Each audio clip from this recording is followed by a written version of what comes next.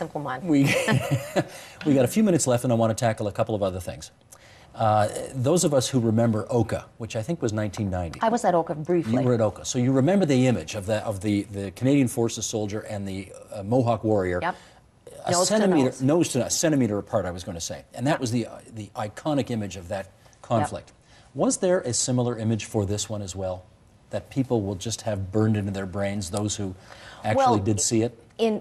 For people who lived there, absolutely, and people who were well served by their local or regional media, yeah, there's all kinds of them. There's, Michael Laughing standing on a blockade holding a Mohawk Warriors flag. He's an interesting story because he was actually a iron worker at 9/11 who did some really heroic service there. I mean, it's just amazing.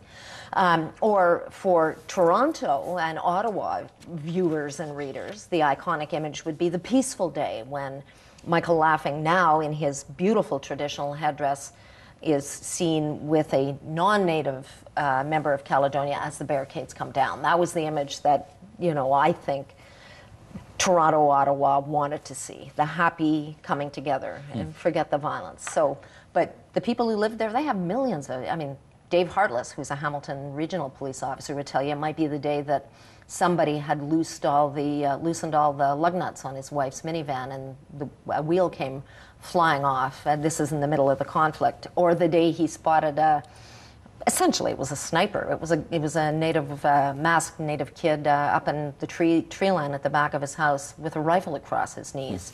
The Roushers who lived on the 6th line would tell you it was the day that the natives drove the OPP off the reserve with their tails between their legs, and they looked at each other and said, "We've lost. We know it's over." And the OPP didn't police that line for the next 4.5 years, something like that. It's astonishing stuff.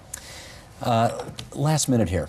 The Ontario government can say that after this whole thing is said and done, no one died. That's what they do say. No one died. And therefore, unlike the previous dispute at Ipperwash, our policy, as much as you might not have liked it, kind of worked. What would you say? I disagree. I think the reason no one died was because of the restraint shown certainly on the part of people in Caledonia and the ordinary folks who live on Six Nations. Of course, some of them may have supported the occupation, but the law-abiding citizens of Six Nations and the law-abiding citizens of Caledonia continue to be law-abiding, and particularly trying it was for the non-natives, because everything they held dear, all the laws they believed in, as Toby Barrett, their MP, says, they always thought when the shit hits the fan and you need your government will be there, and instead the government was the first out the door. So yes, no one died, and everyone is glad for that, but it was a function of the strength of the ordinary Joe,